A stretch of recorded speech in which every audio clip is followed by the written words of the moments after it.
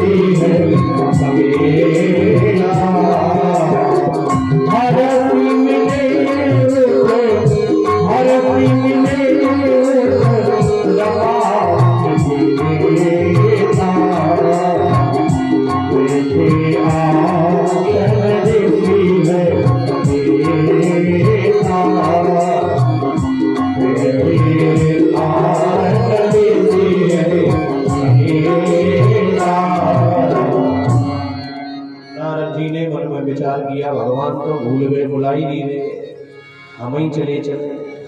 तो नारद जी ने एक बार क्या किया कि अपने हाथ में वीणा ले ली और वीणा लेकर के गावत हरि गुण गान प्रवीणा। अब देखिए नारद जी काम के इतने वशीभूत हो गए कि हरि के गुणों को बीच में रख दिया। गावत गाने लगे, हरि गुण गान प्रवीणा। काम के इतने वशीभूत के संगीत के बीच में हरि के गुणों को रख दिया। अब यहाँ पर विचार करिए, जैसे ये कथा चल रही है, संगीत भी बज रहा है। अब हम कहें कि संगीत के कारण कथा है तो गलत हो जाएगा? नहीं, भगवान के गुण गणों के कारण संगीत है।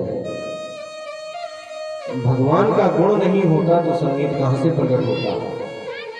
भगवान के गुणों के कारण संगीत है। और नारद जी ने संगीत के बीच में भगवान के गुणों को फंसा दिया। आज जब नारद जी क्षीर सागर में पहुंचे, भगवान वैकुंठ बिहारी मां लक्ष्मी जी के साथ विराजमान है। जैसे ही नारद जी को आते हुए देखा तो भगवान क्या बोले, शब्दों पर ध्यान देना। बहुते दिनन कीन मुनि दाया, हे मुनिवर बड़े दिनों में दया करी आपने। ये नहीं कहा भगवान ने कि बड़े दिनों में याद आई, दर्शन करने के लिए बहुत दिनों में आए। क्या कहा, हे मुनिवर बड़े दिनों में दया करी। तो नारद जी का हृदय चौड़ा हो गया, सीना फूल गया। नारद जी मन में विचार करने लगे, भगवान को पता चल गया हमारे काम विजय के बारे में, इसीलिए तो कह रहे हैं बहुते दिनन कीन मुनि दाया। और नारद जी जा पाते भगवान के पास, तब तक तो भगवान ने क्या किया कि हरस मिले उठ रमा निकेता, भगवान ही अपने आसन से उठ करके आ गए और जाकर के नारद जी जो चरण छूते थे, चरण नहीं छूने दिया, भगवान ने गले से लगा दिया। हरस मिले गले से लगा दिया।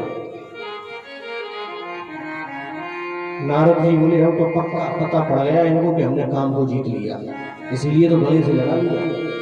अच्छा, पहले भगवान अपने सिंहासन पर बैठते थे और नारद जी नीचे बैठते थे, लेकिन आज बैठे आसन ऋषि ही समेता एक ही आसन पर बैठे, नारद जी के बगल में बैठे।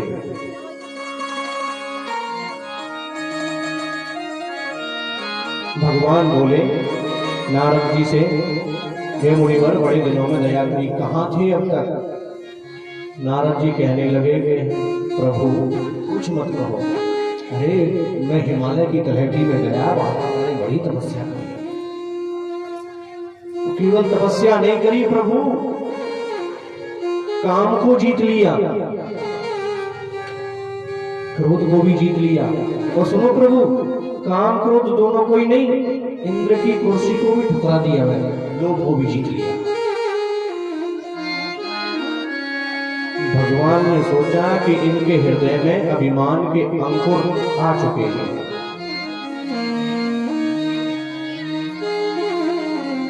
भगवान कहते हैं कहीं ये वृक्ष बड़ा ना हो जाए। करुणा निधि मन दीख विचारे, और अंकुर गर्भ तरु भाई। इनके हृदय में अभिमान के अंकुर जम चुके हैं, कहीं ये पेड़ बड़ा ना हो जाए, उसके पहले से काट देना चाहिए। भगवान ने पूछी राम कथा और नारद जी ने सुना दी काम कथा। गए हैं राम के पास और काम कथा का बखान कर रहे हैं। और हमारे संत क्या कहते हैं, जह राम तह काम नहीं, जह काम नहीं राम।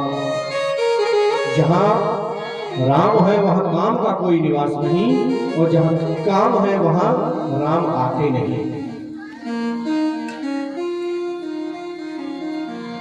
पूरी चर्चा हुई, नारद जी ने सिर झुकाया और चल पड़े वैकुंठ से। तब नारायण प्रभु ने सोचा कि कुछ किया जाए। नारद जी जैसे ही गए, जैसे ही लक्ष्मी मैया बोली कि प्रभु आपने तो और नारद जी को सहयोग कर दिया, अभिमान को बढ़ा दिया। बोले कैसे? कि आपने जो उनकी प्रशंसा करी, अपने बगल में बैठाया, इससे तो उनका अभिमान और बढ़ गया। आपने कहा हे मुनिवर बड़े दिनों में दया करी, इससे तो अभिमान और बढ़ गया। आपने तो अभिमान को बढ़ा दिया।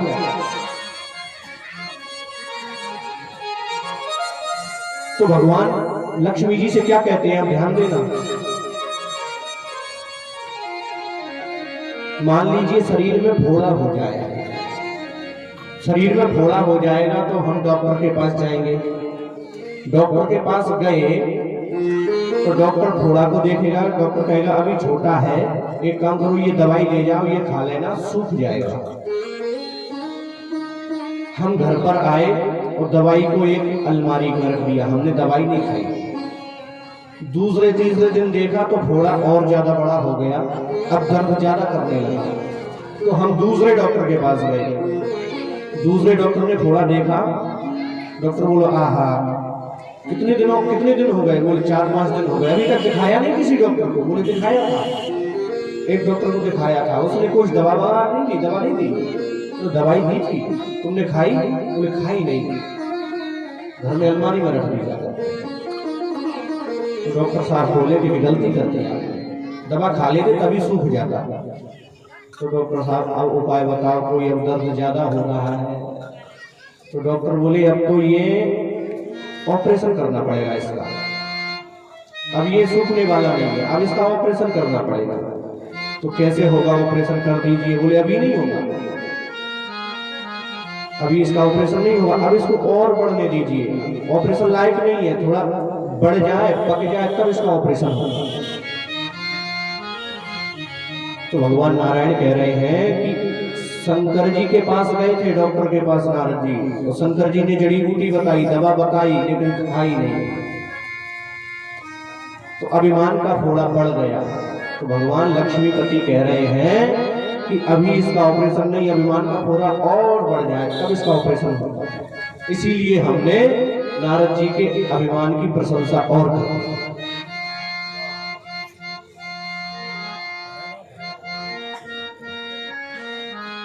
तो जैसे ही नारद जी वहां से निकले तो भगवान ने अपनी माया को प्रेरणा दे दी। भगवान की माया से क्या हुआ कि बीच मार्ग में सुंदर नगर का निर्माण हो गया। उसमें एक शील निधि नाम के राजा है, उसकी एक कन्या है जिसका नाम है विश्वमोहिनी। नारद जी ने निकलते हुए देखा कि नगर बड़ा सजा धजा है, पताकाएं लगी हुई हैं, वंदनवार लगे हुए, क्या हो रहा है इस नगर में, क्या उत्सव है। नारद जी प्रवेश कर गए। जैसे ही नारद जी ने प्रवेश किया तो बड़ा उत्सव मनाया जा रहा था। नारद जी ने पूछा क्या हो रहा है यहाँ? तो बोले कि राजा की पुत्री का स्वयंवर है। तो नारद जी बोले कि हमें राजा से मिलवाओ। नारद जी राजा के पास पहुंचे। राजा ने नारद मुनि को देखा, प्रणाम किया, अपनी कन्या को नारद जी के सामने बैठा दिया और नारद जी से बोले इसका हाथ देख करके बताओ क्या है इसके भाग्य में। अब देखिए भगवान की माया, हाथ में कुछ लिखा था, नारद जी कुछ बताने लगे। हाथ में क्या लिखा था? जो यही बरई अमर सोई होई। हाथ में लिखा था कन्या के में कि इस कन्या का विवाह उसके साथ होगा जो अमर होगा। लेकिन नारद जी ने मन में सोचा कि इस कन्या के साथ जिसका विवाह होगा वो अमर हो जाएगा। ये सब भगवान की माया की प्रेरणा। दूसरा, समर भूमि ही जीत न कोई। उस कन्या के हाथ में लिखा था कि इस कन्या का विवाह उस व्यक्ति से होगा जिसको कोई जीत न सके। नारद जी ने मन में सोचा इस कन्या का विवाह जिसके साथ होगा उससे कोई जीत नहीं पाएगा।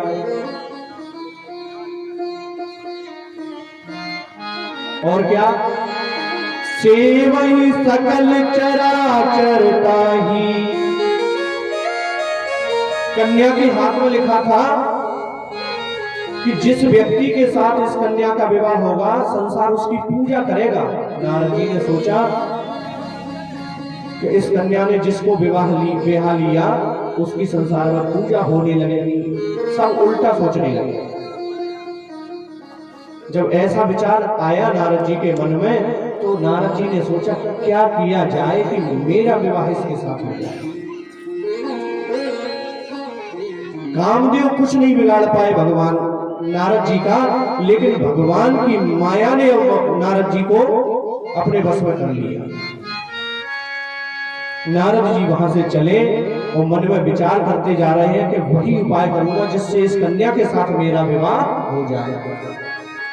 नारद जी ने मन में विचार किया कि कहां जाना चाहिए।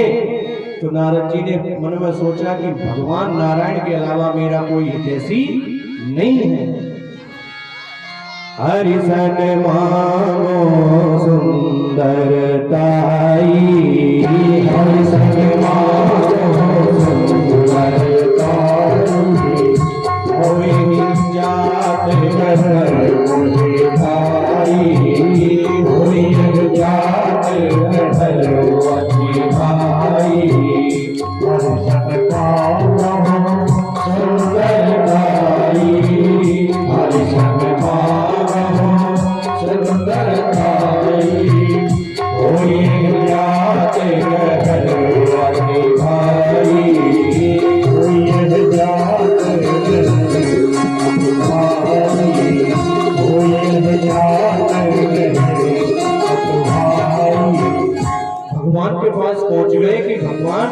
के समान कोई हितैषी नहीं है मेरा। और भगवान के पास पहुंच करके देखिए, भगवान के पास हम आर्त होकर के जाएं, दीन होकर के जाएं, तो भगवान हमारी इच्छाओं को अवश्य पूरा करते हैं। जैसे ही नारद जी भगवान के पास पहुंचे हैं तो क्या मांग लिया भगवान से नारद जी ने?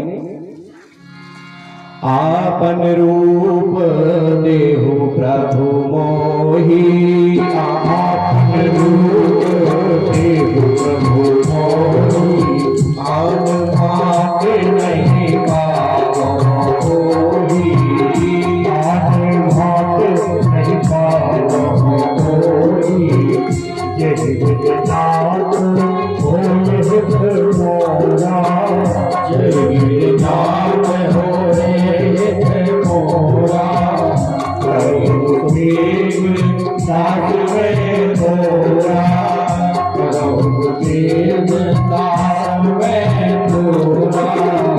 आपन रूप देहु प्रभु मोहि, आपन रूप देहु प्रभु मोहि, आन भाग नहीं पावो कोई, आन भाग नहीं पावो कोई।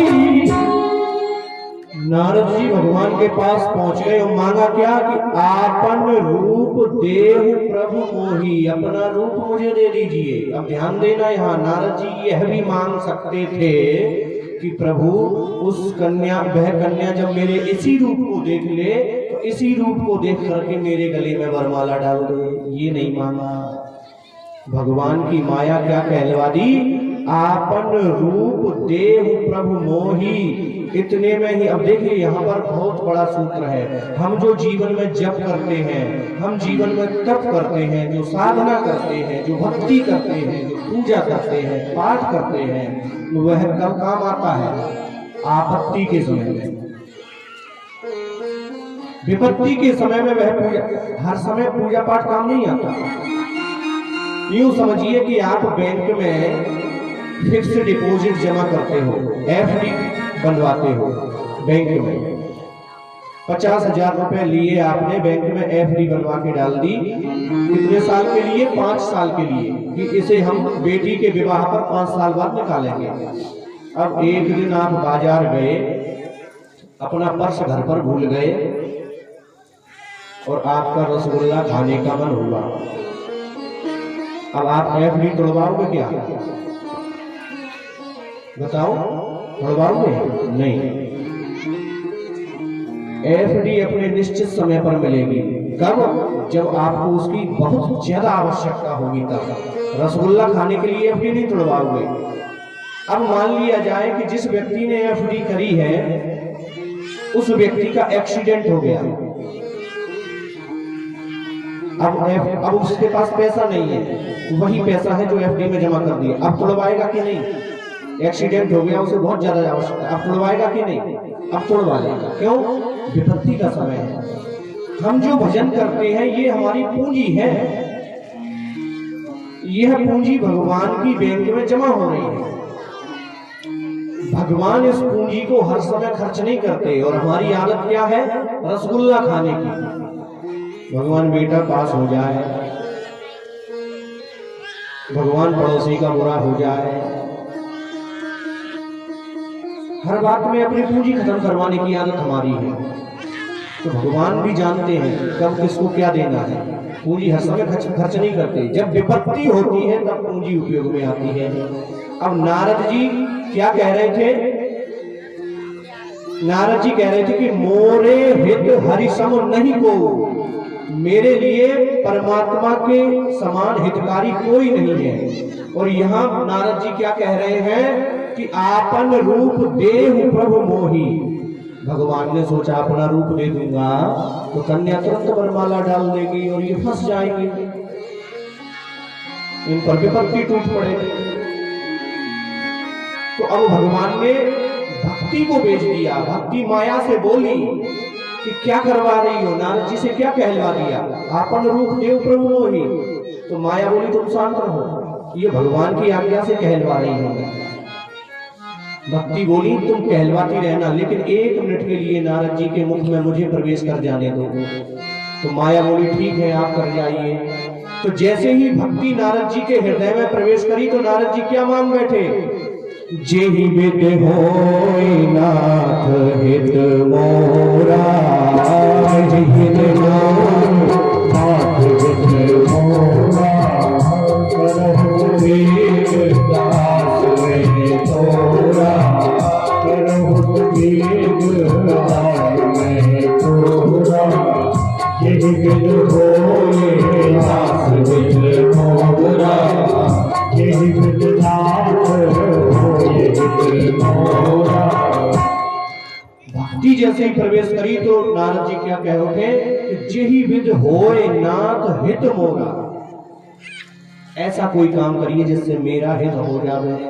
तो भगवान बोले हम हित नहीं करते।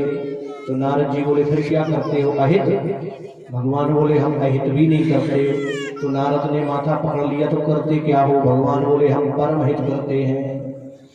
जेहि विद होय परम हित, नारद सुनहु तुम्हारा, सोई हम करब नानक कछु, वचन नम्रता हमार। नारद तुम हित की बात करते हो, मैं कहता हूं तुम्हारा जिसमें परम हित होगा वो काम मैं करूंगा। और नारद जी को भगवान ने अपना रूप दे दिया। अब ध्यान दीजिए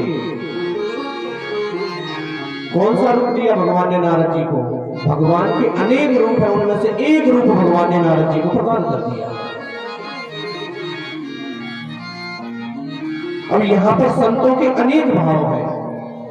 भगवान ने कहा कि नारद जी मैं अपना रूप तुम्हें दे रहा हूं, वो केवल आपको ही दिखाई देगा। अब नारद जी ने देखा तो 4 हाथ दिखाई पड़ रहे हैं, लेकिन दूसरे लोग देखते हैं तो कपी की, बंदर की आकृति दिखाई पड़ती है। नारद जी भूले नहीं समाये और उस सभा में पहुंच गए जहां कन्या का स्वयंवर हो रहा था। और वहां पर शंकर जी के 2 गण विराजमान थे। नकली रूप बनाकर वो भी आए हुए थे, ब्राह्मण के रूप में विराजमान थे। नारद जी जैसे ही पहुंचे और शंकर जी के गण उन्हीं के पीछे पीछे घूमने लगे। नारद जी बैठे और सब लोग नारद जी के रूप को देख करके हंसने लगे। और नारद जी के ठीक पीठ के पीछे बैठकर शंकर जी के गण क्या बोले, वाह क्या सुंदर नासिका है। तो नारद जी बोले लगता है प्रभु ने हमको सुंदर रूप दिया है, बिल्कुल वाराह के समान लग रही है। वाराह भगवान माने सुअर, वाराह के समान नासिका लग रही है। कितने सुंदर कान है, बिल्कुल गणेश जी की तरह। कितना व्यंग कर रहे हैं, हंस रहे हैं। नारद जी फूले नहीं समाने। अब जैसे ही कन्या वरमाला लेकर के आई और कन्या चली आ रही है और कन्या ने देखा नारद जी के रूप को, तो कन्या के मन में भयंकर क्रोध आ गया। देखत हृदय क्रोध भरते ही क्रोधित हो गई। किस पर? नारद जी पर नहीं हुई, व्यवस्थापक जो थे उन पर। व्यवस्था करने वालों से बोली कि तुम्हें समझ में नहीं आता, किस पंक्ति में बैठा दिया इन्हें, जहां से पंक्ति शुरू हो रही है वहीं इन्हें बैठा दिया। मैं इस पंक्ति में जाऊंगी ही नहीं। जहां नारद जी बैठे उस पंक्ति में वह कन्या गई ही नहीं, अन्य पंक्तियों में घूमती रही।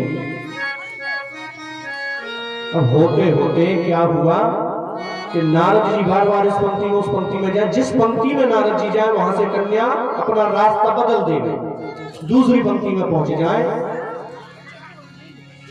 और सब लोग नारद जी के रूप को देख देख करके हंस रहे थे। इतने समय में ही क्या होता है कि भगवान नारायण एक राजकुमार का वेश बना करके आए और उस विश्व मोहिनी कन्या ने भगवान नारायण के गले में जयमाला डाल दी।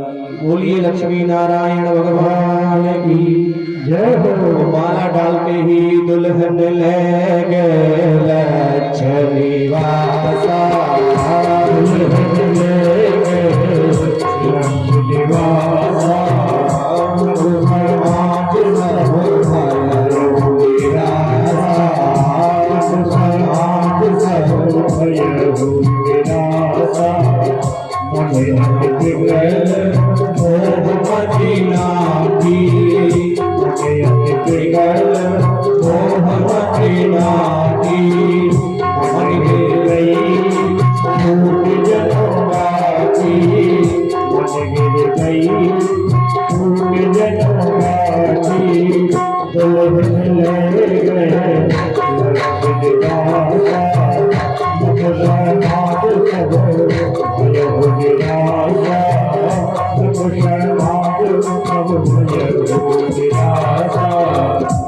राजकुमारी को तो भगवान ले गए, राजकुमार का रूप धारण करके पूरा नृप समाज जो भी राजा बैठे हुए निराश हो गए। और नारद जी से रुद्रगण बोले, तुम जिसके लिए आए थे वो तो गई। नारद जी ने पीछे मुड़ के देखा तो पूरा मैदान खाली, कहाँ गई? उसको तो जाना था वहां गई। और नारद जी के क्रोध का ठिकाना ना रहा। नारद जी से रुद्रगण बोले, ऐसे कुरूप बन करके आए हो, तुम्हें भी आएगी वो कन्या, जाकर अपना रूप देखो पहले दर्पण में। नारद जी ने सोचा क्या, तुरंत नारद जी बाहर आए, एक तालाब था उसमें जैसे ही चेहरा देखा तो नारद जी के क्रोध का पारावार ना रहा। इतना भयानक रूप भगवान ने ऐसा छल किया मेरे साथ, मरकट रूप भयंकर देखी, इतना बंदर का रूप बना दिया मुझे। मैंने इनसे इनका चेहरा मांगा था, इनकी सुंदरता मांगी थी। और नारद जी के ओंठ फड़फड़ाने लगे। पुनः नारद जी ने जल में देखा तो अपने असली रूप में दिखने लगे, लेकिन नारद जी का क्रोध नहीं जाता। नारद जी ने सोचा मैं अभी देखता हूँ। भगवान के पास बैकुंठ को जाने लगे।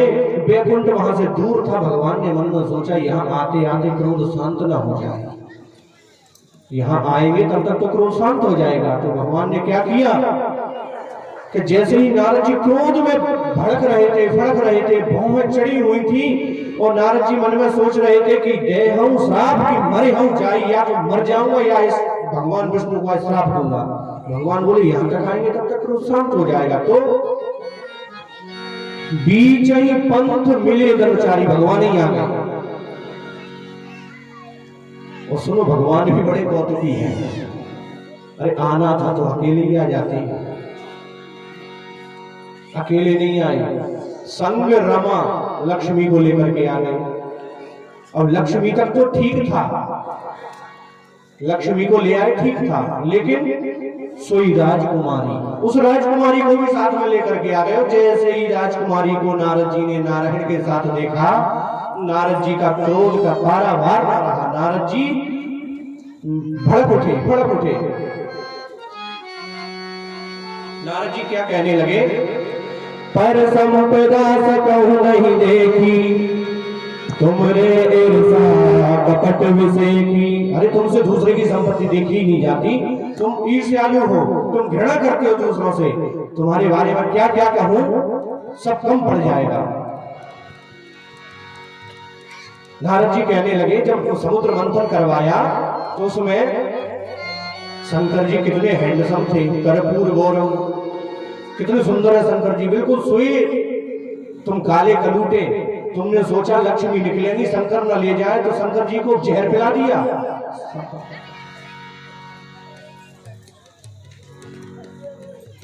और देवताओं को मदिरा पिला दी और स्वयं कौस्तुभ मणि घड़े में डाल ली और स्वयं ने लक्ष्मी को लेकर के उनके साथ विवाह कर लिए।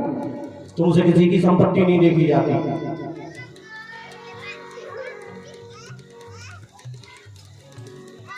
नारद जी बोले, असल में बात ये है कि तुम पक्के स्वार्थी हो, तुम स्वतंत्र हो, तुम्हारे सिर पर कोई राज्य करने वाला नहीं है ना, इसलिए तुम मनमाने काम करते हो। लेकिन आज तुम्हारा पाला किसी से पड़ गया। नारद जी कह रहे हैं, अभी तक तुम्हारा पाला किसी से पड़ा नहीं था, आज पड़ गया है। आज तुम्हें पता चल जाएगा कि झगड़ा कहते किससे। भले भवन अब गायन दीना, पाओगे फल आपन कीना। आज तुम्हारा पाला पड़ा है और तुमने जो किया है उसका फल आज तुम्हें मिलकर के रहेगा। नारद जी क्रोध करने लगे, आज तुमने नारद से छेड़खानी करी है, अब मैं देखता हूं तुम कैसे बचते हो। तो भगवान सोचे बड़ा क्रोध कर रहे हैं। भगवान हाथ जोड़ करके खड़े हो गए। भगवान कहते करोगे क्या? तो नारद जी कह रहे हैं कि आज मैं तुम्हें श्राप देता हूं, तो पहला श्राप क्या दिया नारद जी ने, ध्यान देना। बंचे हो मोहि जवन धर देहा, सोई तनु धरहु श्राप मम एहा। अरे जिस रूप को धारण करके तुम राजकुमारी को हरण करके ले गए, मुझे उससे विवाह करने से वंचित कर दिया, मैं श्राप देता हूं कि तुम्हें भी वही नर तन धारण करके मृत्यु लोक में जाना पड़ेगा, तुम भी मनुष्य का रूप धारण करोगे। भगवान बोले मुनिवर ये तो वरदान दे दिया तुमने, श्राप कहां दिया, धन्य है मुनिवर आप, आपने बड़ी दया की। नारद बोले कुछ गलती हो गई क्या बोल दिया मैंने? तो भगवान बोले अभी तक मैंने जितने भी अवतार लिए, कहीं मछली बना, कहीं कछुआ बना, कहीं घोड़ा बना, कहीं नरसिंह बना, मनुष्य रूप में एक भी बात नहीं गया, और आपने कह दिया कि सोई तन धरऊं, तो अब मुझे विश्वास हो गया कम से कम मनुष्य का शरीर लेकर तो जाऊंगा। तो नारद जी बोले अच्छा हमसे गलती हो गई, तो रुकिए दूसरा श्राप देता हूं। भगवान बोले क्या? तो दूसरा श्राप दिया, मम अपकार कीन तुम भारी, नारी विरह तुम हो